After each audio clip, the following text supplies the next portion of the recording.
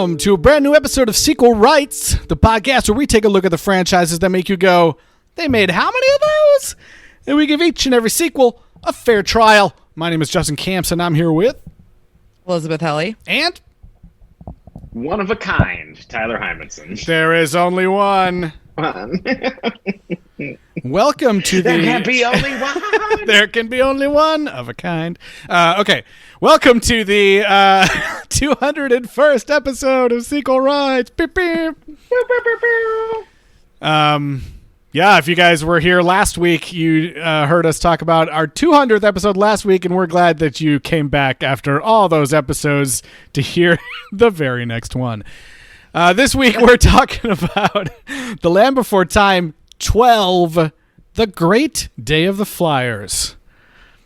Not the day, the day of great flyers or something like I said last time. I messed up where the great was. Yeah, it's going to be a great day. I really love calling things great. Yeah. I mean, yeah, I was going to say that I don't know if you messed it up. Great doesn't super enter into the equation here, so. Oh, early burn on number 12. It's not looking 12-degree burn. Not looking great. Oh God. Well, before we get going here, Eliz, where can people reach out to us? Send us an email at sequelrights@gmail.com, or you can find us on Twitter, Instagram, Facebook, and YouTube at Sequel Rights. And please rate and review us on Apple Podcasts. 5 stars goes a super long way to helping other people find us and join our great herd of dinosaurs to fly in formation in some sort of flying V. That is a ritual that is very important. That is also completely trivial, much like rating of podcasts. So, yes. First of all, how dare you talk about the flying V that way? Do not bring that winning maneuver into this terrible sequel. Okay. Before, I guess it's time we should just find out what makes this day so great. Welcome to the Land Before Time, the #1 best-selling animated movie series, full of upbeat songs and playful stories about friendship, loyalty, and growing up, with lovable Littlefoot. Let's go! Devoted Ducky. Oh, I believe it. Yep. Eager Chomper. Follow me! Panicky Petrie. Gentle Giant Spike. And sweet but strong-willed Sarah. A little goopy woofus.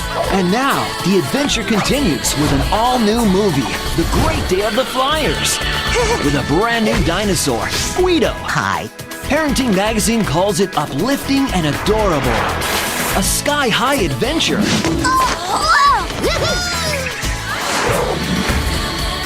The Land Before Time. Parenting Magazine calls it a real adventure. Wait, adorable. where was Chomper? Where was Chomper? I don't know. This was the only trailer that existed, and my thought was that apparently this was announced the same time as the TV show, so maybe Chomper's in the TV show? I don't know. He ain't in this movie. Disclosure, I scrubbed through a little bit of this movie. It's been a hectic week, and so I was like, oh, did I miss like the 10 minutes of the movie where Chomper shows up? No, you did not. No, okay, so first of all, that's what bothered me the most about that trailer, the fact that they name dropped Chomper for no reason. Yep. Second of all, the alliteration, like I spent the whole time he was going through all those names being like, what's he going to do about Sarah? Is he going to say something that starts with S or something that also starts with C? And I was like thinking about it. And then the Chomper thing completely threw me off. And then he goes, Gentle Giant Spike, which makes no sense. And then sweet but strong Sarah. So not only like did they not keep the pattern. Oh my God, I'm so upset right now. They couldn't even do it. They did it for like 3 of the dinosaurs, and then they were like, let's get... Also, is that Land Before Time now what, just for trailers song? Was that on the Best Of CD? I don't think so. I'd have to go back. I'd have to go back and look. I don't think it's on there. We got to find out about this song. I wonder if it's a Brownbrin and McBroom. It sounds better than any of their songs, so I don't know. Bialystock and Bloom, yeah. Bialystock and Bloom, yeah. Oh, man. Yeah, so this is number 12, and we get, as far as good things in the movie, one of the most interesting openings we've ever seen. We get an exciting, one that incorporates the Universal logo directly into the opening. First time that's happened. Universal Family Home Entertainment now has officially taken over. Also. Mm-hmm. Yes. No more WeChat plane. No, she's even in the end. There's like a snazzy new animated logo that's all crazy, but no Jetty. No Jetty. R.I.P. Jetty. Jetty crashed.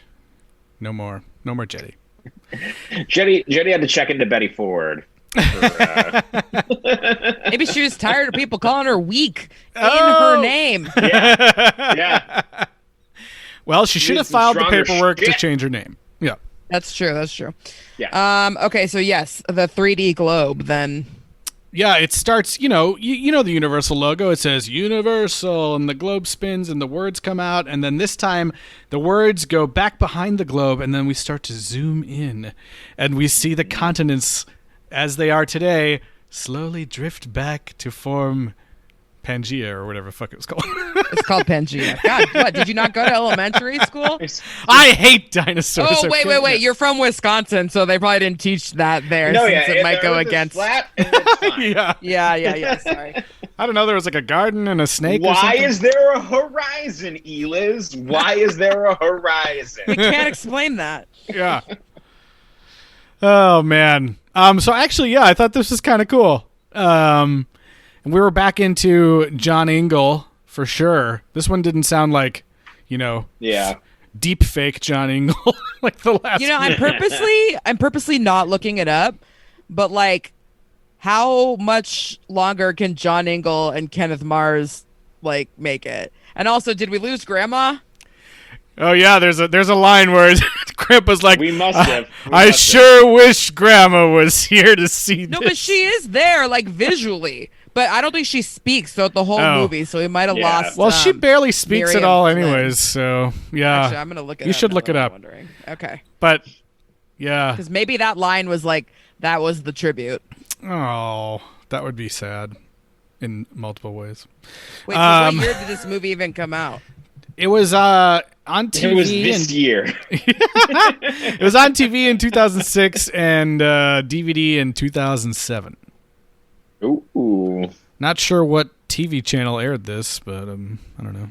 NBC. I'm gonna guess a USA or something like that. Yeah.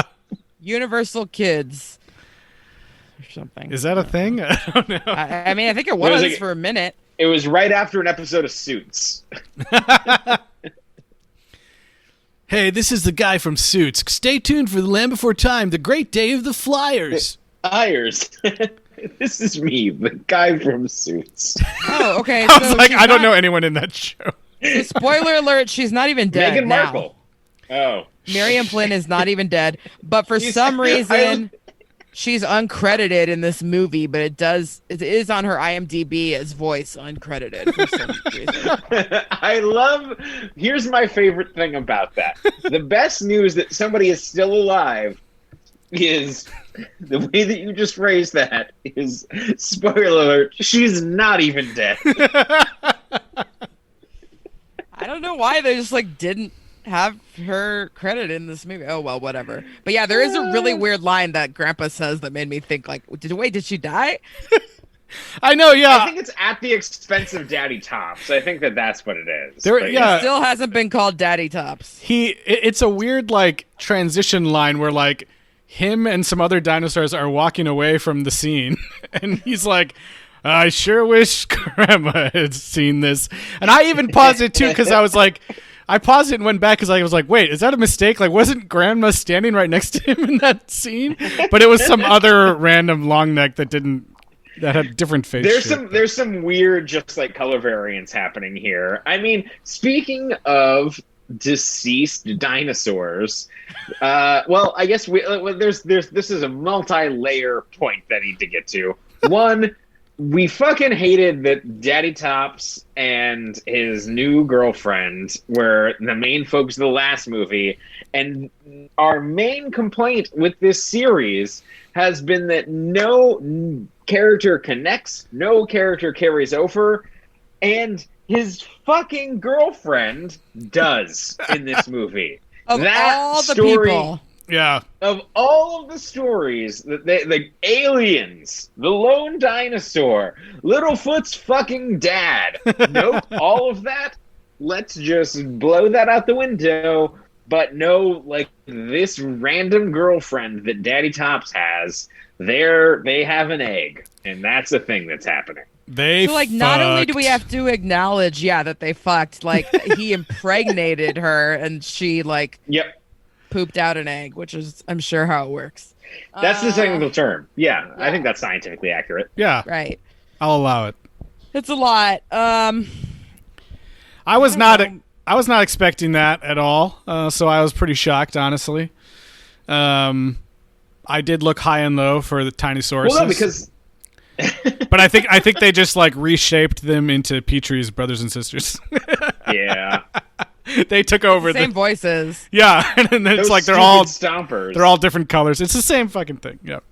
So yeah, Petrie has had brothers and sisters this whole time, but we have really not seen them. We've seen them even less than Ducky's sisters, like or Sarah's siblings that Sarah's we have sisters seen, and mother, who are, I guess, dead, or like they left in such an upsetting way that like Sarah and the dad can't even like acknowledge that they. Yeah, I was gonna say, is this moment now that they have a new baby and they're married or whatever? Like, is this like Sarah's mom dead confirmed or what?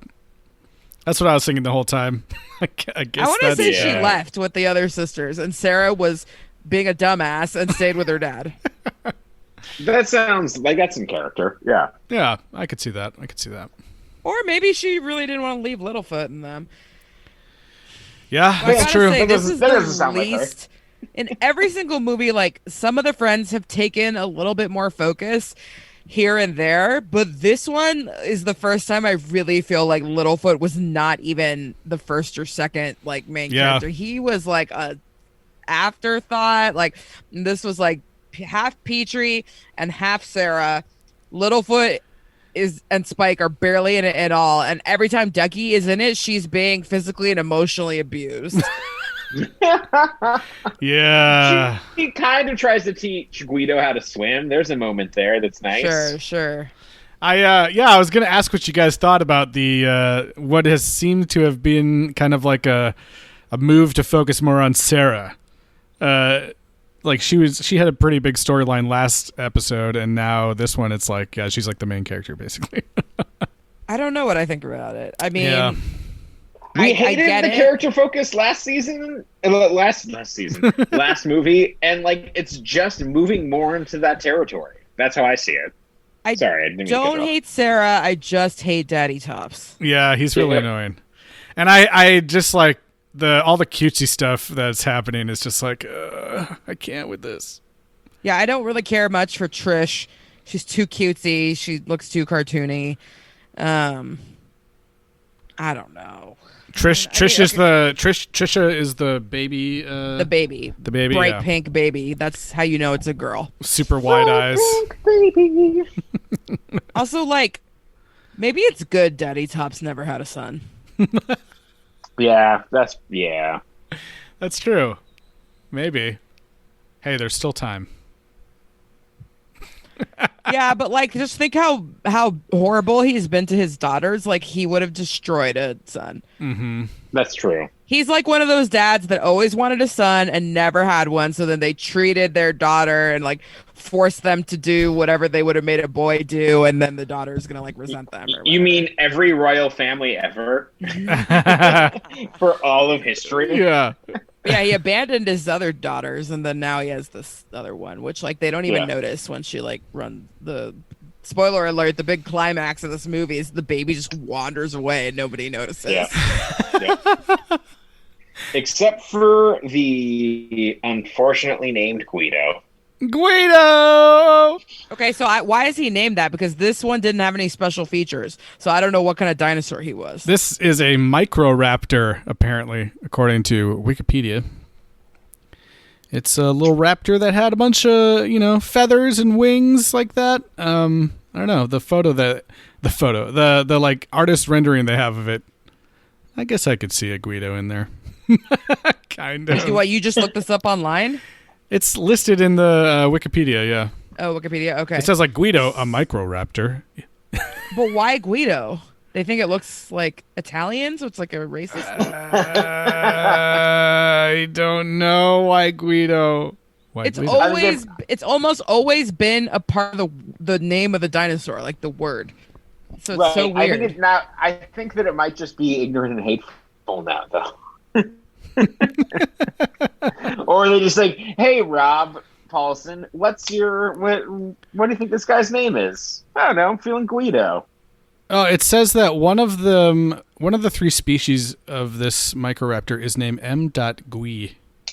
G-U-I. Okay. So there you go. Okay. I guess that is It's a graphic user Did you interface. say species? Yeah, it's a different species. Oh my god. Okay, so yeah, it's a lot. And Rob Paulson, he was Mo, right? Yep. And So he's back now using his pretty much exactly Yakko voice. Oh, yes, it is exactly Yakko. So stupid. There was no more like. He did his pinky, like his brain. Oh yeah, that's true. He did. The eggs guy was Pinky. Yeah, you're right. Yep, just throwing in all the voices. Yep. Make that money, Rob Paulson. Make that money, Rob. Yeah, Guido just kind of shows up out of nowhere, and he's like, I don't know who I am or what I'm doing here. I don't know nothing. I am what I am. Yeah. And like it's not explained. And it will never be explained. Why he I think that they had tried amnesia. You don't know that it'll never be explained. That's true. Good point. I wanted it to be aliens. But like the beginning of this movie talks about like we see dinosaurs die at the beginning of this movie. Yeah, but it shows it in like a, it's like now that dinosaurs was there for so long it died or whatever, but then it's like all these sparkles like, look at how pretty this is. Well, it's not like I mean all kids know that dinosaurs don't exist anymore, so it's like not like that traumatic, but sure it is or do interesting.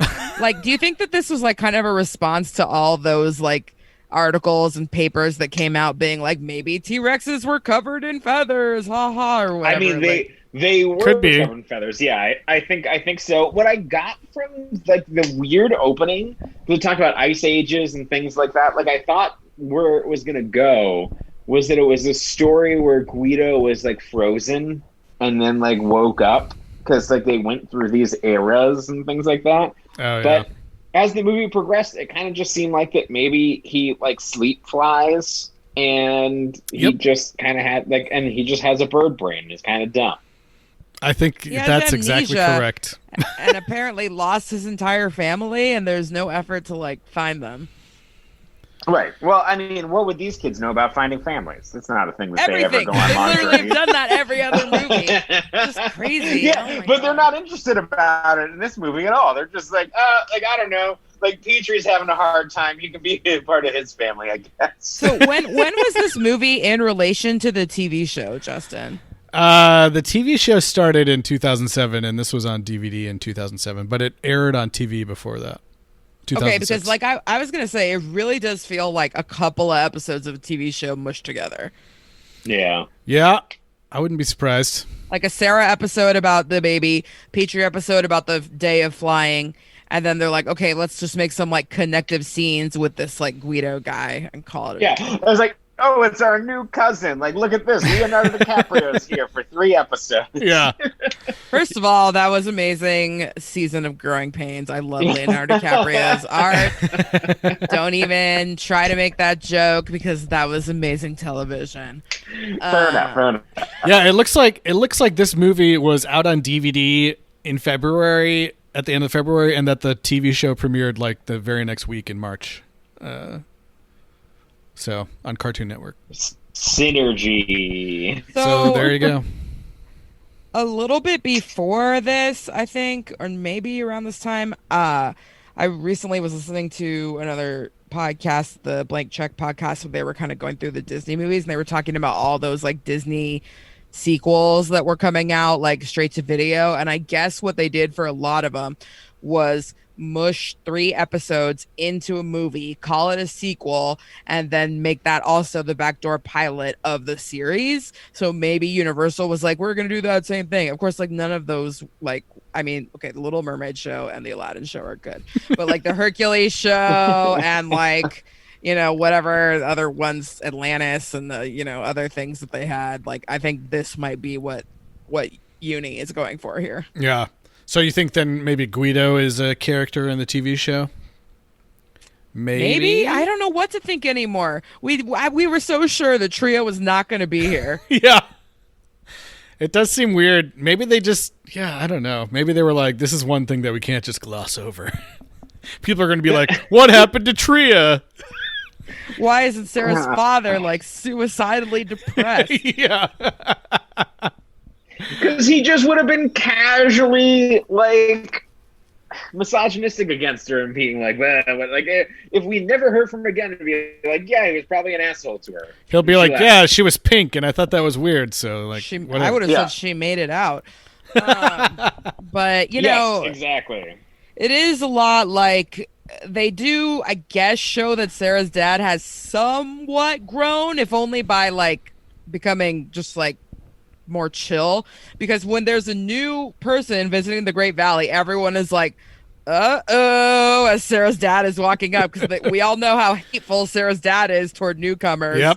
And he is pretty mean to him, but it's more just kind of like you suck, leave me alone. Like, you know, he's not like, we must murder him and drive him out of the valley, like, for once. He's a freak, look at him, he's covered in... It's daddy xenophobia. He's covered in things we don't have a word for. So he has mellowed out a little bit.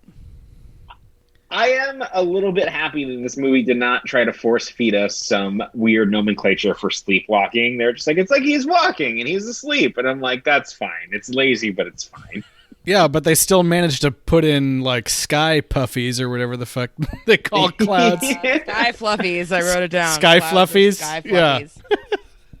So... they still managed to put that in there. Yeah, man. But like I said, they can't figure out a fake word for feathers, apparently, in this movie. That's one that crazy that they couldn't do. With the sleepwalking, you know, I'm glad that at least somebody in the room was like, okay, well, why wouldn't they just wake him up, though? Like, little kids aren't going to, like, know that the dinosaurs just shouldn't wake him up. And so they're like, okay, let's have Ducky say this line about her aunt that we've never heard of before, how she sleepwalks, and that waking her up will be really, really bad, but they don't know why, but then that'll make them not wake him up. Yeah. And the rest of the writer's room was like, yeah, fine, put it in. And by writer's room, I mean John Loy talking out loud to himself. You mean the Inside Out version of John Lloyd's mind? Yes. He's like, okay, self, hear me out. What if all of the characters in the movie were following another character that was asleep around the Great Valley for a full 35 minutes? We're not only going to put this character to sleep, we're going to put the audience to sleep. This was like one of the worst sequences. I'm just like, this is really taking was, of any of the movies. Full disclosure, this is the part where I skipped 10 minutes. Oh my god. And they managed to, like, we're stuck in another fucking log over a ravine in the same sequence, and I'm just like, oh god, this is just a terrible movie. I can't. Like 10 minutes happened, and then I cut to, and he's like, an earth shake, and I'm like, okay. Oh no, they did do another log over a ravine, which was stupid because they had already come up with a way to make him turn around. Like by, kind of gently guiding him to turn around. But then they didn't do that when he was about to go over to the ravine. Instead, they do the log thing instead. I did appreciate, at the very least, that this time when Spike insisted on inconveniently eating a leaf as they all hung in the balance from a log, absolutely nothing happened. He just ate the leaf, and then they all continued to hang there and then made it off. Yeah. Because usually that would cause the log to start falling. Mm-hmm. Mm-hmm. I feel like that exact same thing happened in one of the previous movies. Yeah, it happened in multiple ones. Yeah. And I did like that Sarah was like, oh, we didn't even have to do the stupid log thing. Like, this is totally a waste of time. I like she acknowledged that. Yeah. It was just such a long sequence that ended up being like they're doing all this stuff to save him, and then in the end he just falls off a cliff, and that was what needed to happen anyways. So stupid. So stupid. The other thing that really bugged me, like this movie, you can tell, I feel like more than a lot of the other ones, like this one, I'm like, if you're older than like 2.5, you're going to be like, this movie's boring as shit. Yeah. Or like you're going to, there's this whole thing that I thought was really excruciating was there's all this time spent on trying to figure out what Guido can do. What kind of dinosaur are you, huh? I wonder what he's going to do. Is he a swimmer? No. Is he a long neck? No, definitely not. And it's, incredibly obvious to like anyone who's over, like I said, the age of 2.5 or something, that he's going to be a flyer. So, or he's going to fly or something, And so when that moment happens and it's like this big reveal, I was like, nope. I mean, obviously. like, cool, bro. Yeah, obviously. Yeah, that's why, I really think that all the lessons here just feel like TV episode lessons and not like movie lessons or movie plots, because we got, okay, Sarah's accepting the fact that she has a little sister, but she doesn't even really like come to any realization. She's kind of jealous, but she doesn't even like fully have that like little kid jealousy thing like you would have seen in any other TV show, or she just kind of like accepts her and the parents just kind of like go through it without even really acknowledging what Sarah had been through. Right. Like the dad at the end is just like, and we also have a daughter already. And then that's it. That shows that they like acknowledged her and she's happy all of a sudden. Yep. And the Petrie's thing is like, oh, just be yourself and you don't have to be like all your siblings or whatever. But you know what? I think you do have to be like your siblings when you're competing in a judged event in which, points are awarded for, that is not the time to be yourself. Get in line. Be yourself outside of competition. Exactly. Like, what if, those 3 giant pterodactyl judges would have just been like, disqualified immediately after Petrie was like, I'm just going to be me. Spiral. Did anyone think when the Guido, when you said the giant pterodactyl judges, it just reminded me, there was a moment where we're revealing Guido, where Petrie sees something in the brush and everybody's terrified of what it is, that it was Toronto. I really thought it was going to be Toronto. I was praying. I was like, please be Toronto. Please be Toronto. That would have been so funny. I thought he was going to show up in this movie for sure, but I did too. Didn't happen. There is like another tall pterodactyl that has a big belly like he does, but it wasn't him. Pterodactyl. Yeah. So, I mean... I apologize. One of the things that Guido has to deal with throughout the movie is the fact that he's apparently one of a kind. I'm just one of a kind. Holy shit, it's only me in my mind. Okay, so that's the first song. I'm just trying to transition into some song talk. It's like basically a cheap chorus line, Yeah. One singular sensation every little not flying step he takes. And it's hilarious because it's like all of the dino kids like singing about how fucking great it would be to just be one of a kind, like I'm just be by myself, it'd be so awesome. And then the last verse is Guido being like, actually you guys, one of a kind is not great. It sucks. It really sucks. Furthermore, Sarah, Littlefoot, and Spike actually pretty much have been one of a kind this entire time in the Great Valley. Yes, that's true. Because Sarah lost her sisters way back in the like second movie, apparently in your headcanon. Littlefoot has always been alone, You know, He just wants to like- ditch the grandparents, I think. right? Yeah. But I mean, Spike. Yeah, he has Ducky and her sisters, but he, you know, we had a whole movie about how he was different and wasn't actually their brother. Yep. So I don't know. So kind of a dumb song. Yeah. It was okay. Is there, Yeah, I don't know. what's the best song in this century? Let's just get it out of the way. What's the best song in this movie? Yeah. Oh, I thought you said for a second. I thought you were like, "What's the best song in this century?" And I was like, Yeah. I was like, "Oh shit, I got to think about that." This entry. Sorry. Define Sorry. gravity? Yeah. What's the best song in the century? Let's just talk about it. What do you guys think? I mean, I'm gonna have to say the "Flip Flap and Fly" song, but I mean, Yeah. just I because mean, just yeah, it's sure. it's like super repetitive, but it does get stuck in my head for that reason. Wait, what was the third song? It's called something about change, like sometimes. I don't want it's called this to "Things Change," and it was another. This Yeah. is like another Sarah solo song or whatever, and I was like, The narrative says like, and that's how things change in this time of change. It was like, could you not? Like, even if that's what you wrote down in the script, if you're in the booth, you're just like, can we just do that again? Like, I'm gonna try some stuff. "It's time to change this line." Yeah. Yeah. I think is that it? Wait, hold I on. honestly feel like No, that's there's it. a big thing that we have to talk about. You guys but, got to also listen to this. So Tyler was asking earlier what the best song is, and it's definitely this here. Раз-два, то вниз, то вверх. Раз-два, то вниз, то вверх. И небо огромное, одно на всех. Летай там, где хочешь. Летай вниз и вверх.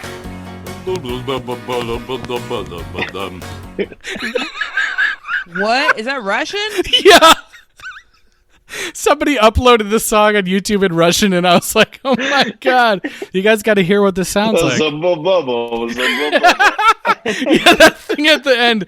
I guess one of the That's like the judge. When yeah, the judge starts exactly. Singing. Yeah. It just sounds so funny.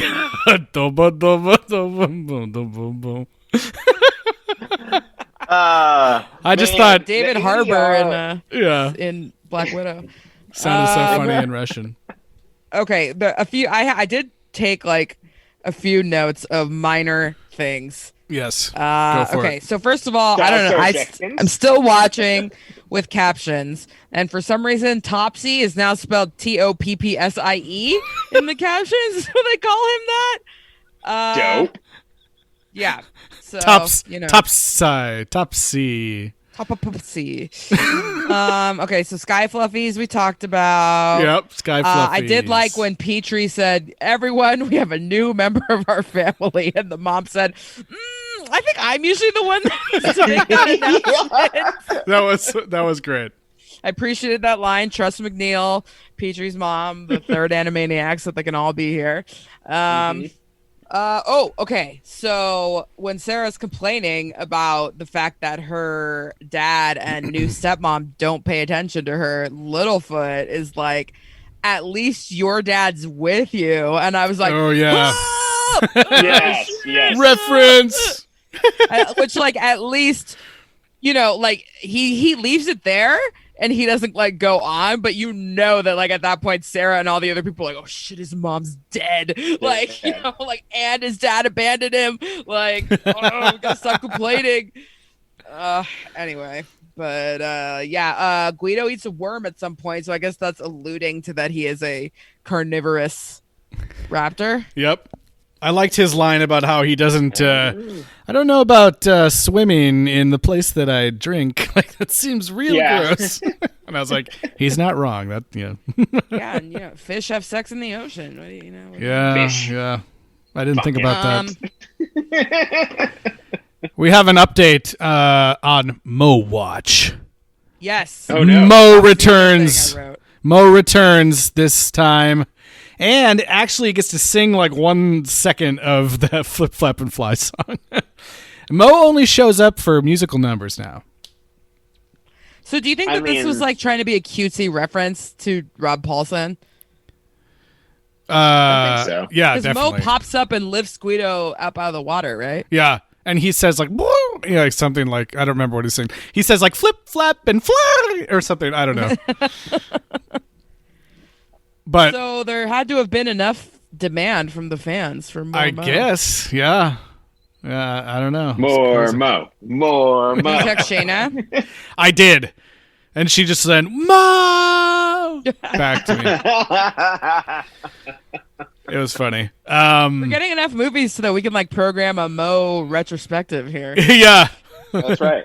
Come watch this entire film and then 2 seconds of 2 other films. It's gonna be the Mo trilogy, yeah. I did like the other reason I liked the Flip Flap and Fly song is that like the sequence was like more set up like a musical number, like with all the dinosaurs dancing around and other dinosaurs singing. It was like a bigger musical number than some of the other ones where they're just like, I'm gonna jump on this tree and then jump on that tree and be sat over here by a rock. Yeah, like that.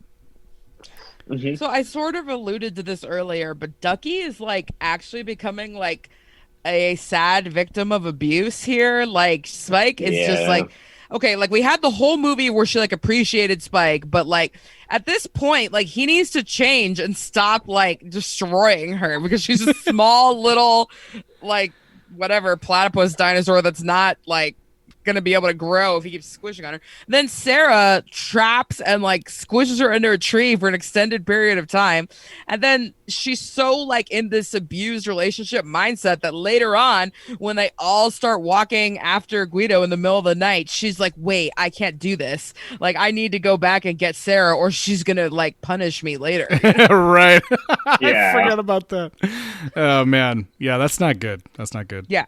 I don't like where Ducky's going. Hopefully the next one she gets a bit of a moment or something again. Yeah, not good.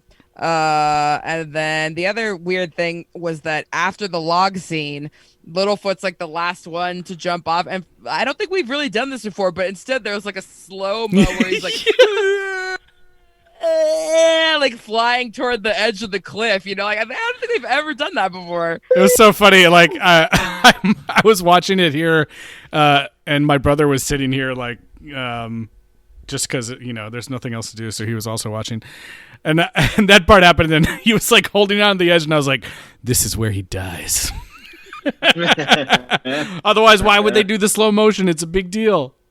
And he was so barely in the movie. I was like, you just so kill him weird. off. Like they always have these kind of moments like in the movie where there's like life and death situations, but they've never like focused on one like that. And the music was all dramatic. Yeah. And I was like, what is happening here? Like they're really like trying to like hammer home like he could have died in this movie. Yeah, it was very weird. I thought he actually was going to fall or something.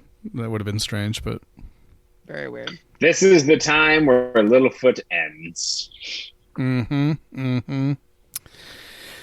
yeah. So, I mean, we haven't talked at all about the great day of the Flyers, which is apparently some sort of like, ritual that the Flyers have to go through to prove that they're grown up. They've learned everything they need to learn. Let me ask you this. This is my new fan theory that the Flyers are the Gungans of the Land Before Time series. Okay, wait. You got to explain this. Why do you say this? Well, because Petrie kind of talks like one, and I think that the Day of the Flyers would be better with Augie's marching band song. Yes. That's really it. Is the Uncle extent of my Toronto theory. Boss Nass? Yes, He totally would be Boss Nass. Yeah. it's canon. That song would make everything better. So Yeah, I mean that's true. I just didn't like it because it was made quite clear that this was like a form and technique exercise. Yep. It was not for artistic merit, like in ice skating judging, they have like the artistic score and the like, technical merit score or like, I mean, like, I hate to be all like marching band is so important, but anything like dance, marching band, any kind of performance, competitive performance, there is a technical element and then also artistry. You can't just decide that you want to, go nuts during the technical evaluation. Yeah, exactly. Not cool. And he's just not being safe. I mean, he could have been spiraling out up there and hit one of the other crews in the area. You know, it's not safe. Petrie, come on. And then at the end, they're all happy, and they're like, the great day of flyers has changed forever. And they like zoom out, and it looks like shit. Like, it doesn't look cool at all. They're just all flying around aimlessly, like in a repeated copy and pasted pattern, like 4 times, and it looks like nothing. It doesn't look cool. It would look a lot cooler if they were doing the flying V or any sort of formation whatsoever. Didn't they at the end of the like Flip Flap and Fly song? They're like spinning around in some sort of like atom like shape or something. You know, they're flying in a bunch of circles that are all linked together. I don't know. It looks cool.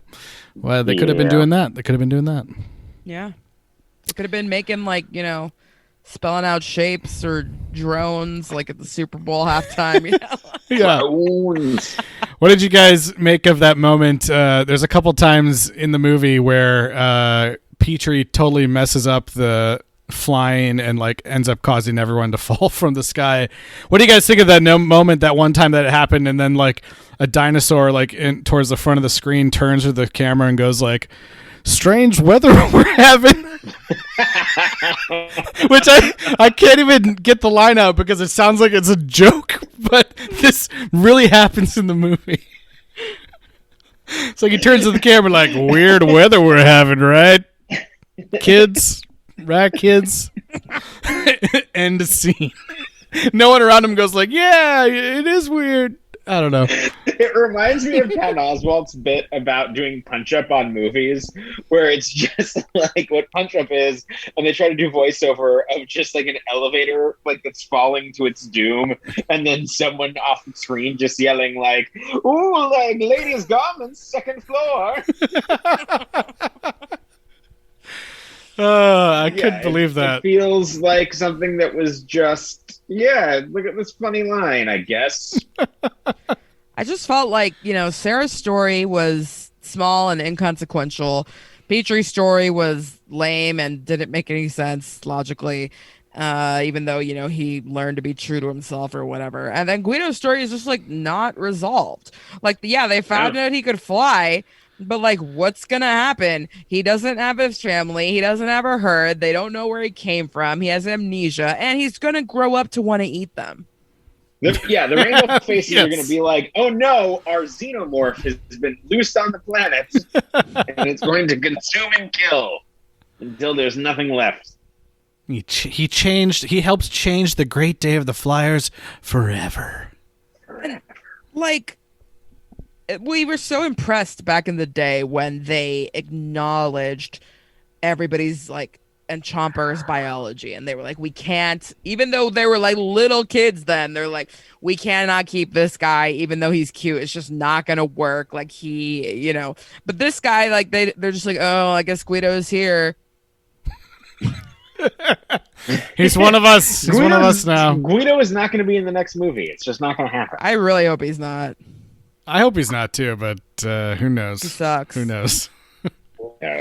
This are we gonna go ahead? I was just gonna say this movie also continues the tradition of adding in one last life or death situation right before the credits roll. That's right. We spent like the whole second 30 minutes of the movie watching, as Elias mentioned earlier, Trisha, the baby 3-horn, like wander off into the distance and just constantly barely missing our gang as she wanders further into wherever, and she falls in the fast water and almost dies. Mm-hmm. Everyone flies to save her, and then she falls from like 30 stories up or something. But then it's fine. Yeah, we get all of the hits. We get big meat-eating dinosaur being trapped by rocks. We get an earthquake. We get a log over a ravine. We get a giant fall. We get everything. Yeah. And it's everything that we've already seen 30 times. Yep. Is it time where we rate this as if we are Uncle Toronto judges of the Day of Flying. We'll just give straight scores as if we're judging the formation. Yep. Do it. I'm going to give this movie a solid 3. On the judging table.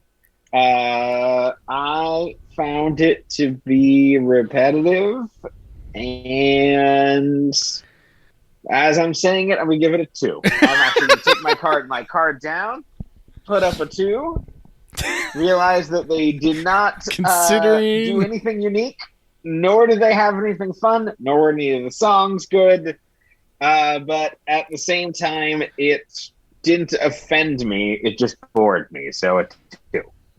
All right. I think we all kind of gave last week's a 2, right? I don't even remember, but anyways, this actually was so angry last week, but this in its mediocrity, even though I'm less angry, I think I dislike this movie more because even though last week was morally reprehensible, I think like the stakes with the tiny Sauruses and Sarah's dad trying to lead an angry mob into a genocide at least was like, it felt like of enough material for a film, where this is just like inconsequential TV episodes, like learning the same lessons that kids in any like preschool TV show would learn. Like you gotta accept your new sibling and be yourself, and that's just stupid. And and also I just saw a fun fact on the Wikipedia that this is now the second movie to not contain any of James Horner's original score or of the If We Hold On Together song. And it shows.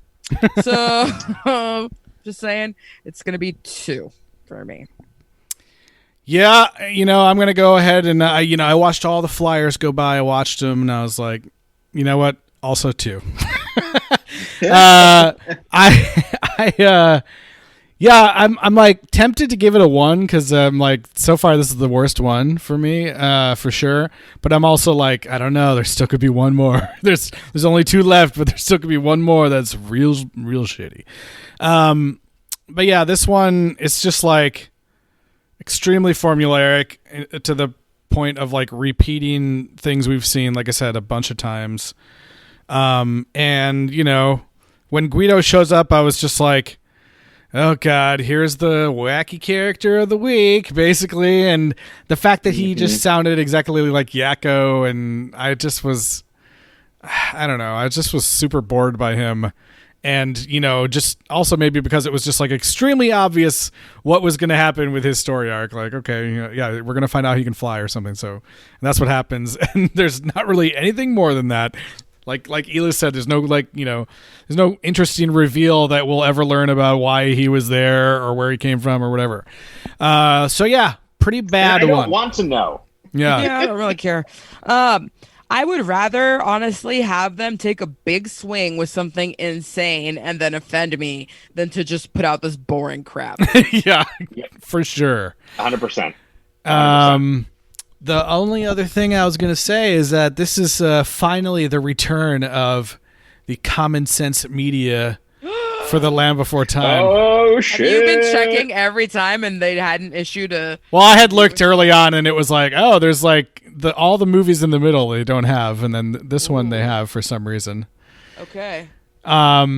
But I just wanted to read, they actually have some good points on this one of like what to talk to your kids about, and one of them is, like talk to your kids about if they're having like a new sibling or what did Petrie do to be himself and all that stuff. So I was like, okay, those aren't funny things. That's like, I guess, boring. A good thing.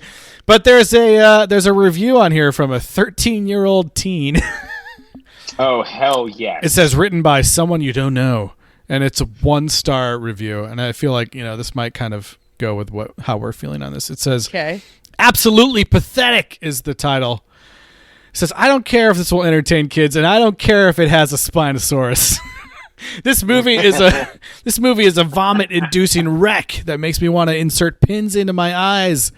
The pacing and script makes Uwe Boll look like Steven Spielberg. The animation is oversimplified, and the acting, ugh." This has got to be the worst of the Land Before Time sequels, which are all really bad, it says in parentheses. says this movie needs to be studied. It needs to be analyzed for generations to come. It needs to be seen as one of the worst sequel films of all time. I mean, what kind of sadomasochistic numbnuts came up with the idea to turn one of the most emotional and heartbreaking animated films of all time into a saga of sequels that make Barney look like Citizen Kane? I mean, I'm in huge support of people making Land Before Time sequels because it will increase the popularity of the original. But why did the sequels have to turn out this bad? I mean, really, no taste, no originality, no talent, just mindless crap. Crap, crap, crap, crap, crap. That's it. That was amazing. That incredible. 13-year-old is a very good writer. There was also another 13-year-old teen that's a username Reptile Lover 136 that went through their review and tagged all the things that say this title contains sexy stuff, language, consumerism, and then the review says, "Haha, silly prank. Actually, it's made for kids." I Good mean, one. Daddy Talks and Trio definitely bone. Like, Haha, That's silly true. prank. Yeah, I don't know. That's the sexy stuff that he's we talking didn't even about. talk about the like weird scene where like she doesn't want to sleep near him, like, and she makes him roll over so far that he falls off a cliff. Yeah. Like, what? Further. I don't get it. But anyway, yeah, it was a lot. I have to say I did feel like very shocked and strange to see that this was the second to last disc in the box. Yeah, we're getting there. We're really getting there. There's only 2 left. Can't believe it. I can't believe we like are almost done. And we got to say they are still with the Roman numerals in the in the titles Thank here. God. That's true. Keeping If up they with get it. rid of the Roman numerals, or if they stop acknowledging the existence of climate change and evolution, I will be furious. Because you know what? Like, for whatever qualms I may have with Charles Grosvenor, so far he's been on the right side of history about evolution, climate change, and the use of Roman numerals. That's so true. That's so true. True. Well, Well, I was Go going to ahead. say, speaking of continuing on with the series, we're coming up next on the unlucky number 13. And it's called The Land Before Time 13, The Wisdom of Friends. God damn it. The show? That's, yeah, they're going to talk about the show Friends. I mean, that's a pretty lame sounding title, too. Right. The But you know what? We Wisdom of thought Great Long Friends. Neck Migration sounded like a stupid title, and that was great. That's true. That's That's right. true. So this one is the very next year. Well, so the last one was on TV in 2006, and this is released in 2007. So I guess same year as the TV show as well. So maybe it'll be feeling like another TV episode, Oh boy. which would be just great. Yep. I mean, hasn't he already learned everything he can from his friends? It's probably gonna. Is it going to be new friends? They're going to be new Maybe it's people. the wisdom of the aliens. Maybe the aliens will come back and be like, "You're all a fucked up experiment. You're in a simulation. We gotta go." You're still concentrating on the aliens, and they are just never coming back. Like, they're the least likely to come back of anyone we've ever met. Like, Yeah. Mo has already come back 2 times, and the That's aliens have not come back. Okay, do you, Maybe Chomper's gonna tell Littlefoot how to eat his friends. I hope Chopper comes back. Friends for dinner. Yeah. Ding, ding, ding, ding. Yeah, do you think Tria is going to be in this one? God, I fucking hope not, but probably. Like, it's gonna be another Daddy Top centric jam. Oh God, yeah. We don't need. Like, yeah, Daddy Top's friend will come in and be like, it'll be his friend from outside the Great Valley, and he's like, "No, like, you've gotten soft. You really should hate people and judge them how they look." And he'll be like, "Yeah, you're right. We should. Let's kick everybody out." It would be hilarious if like Yeah, they bring Tria on for this one, and then she's just never seen again, and the baby isn't seen. The baby, yeah, they also leave. They're just gone. They can't take Daddy Tops. It's too much. Tria and the baby just go upstairs and are never seen it from again. Yep. Well, and so we have to endure that. Eliz, where can people get in touch with us? You can email us, sequelrights@gmail.com, or find us on Twitter, Instagram, Facebook, and YouTube at Sequel Rights. Please rate and review us on Apple Podcasts for these hot takes on Land Before Time XII. That it's the only place you can find them, really. So that's true. We really appreciate it. It does. We're joking. It does mean a lot when people can leave a review. We really appreciate it when you can. Yes, please do. It helps us. It helps us get out there to all the people that just, have been waiting to watch these movies. For the right moment. All those 3-year-olds just waiting for this. Yeah. Like probably Rob Paulson, who hasn't watched any of them. Yeah. He just has to usually go in and go a couple times and then it's done. All right, you guys. Thanks for being here this week for the Great Day of the Flyers. Next week, we'll see you back so we can share the wisdom of friends.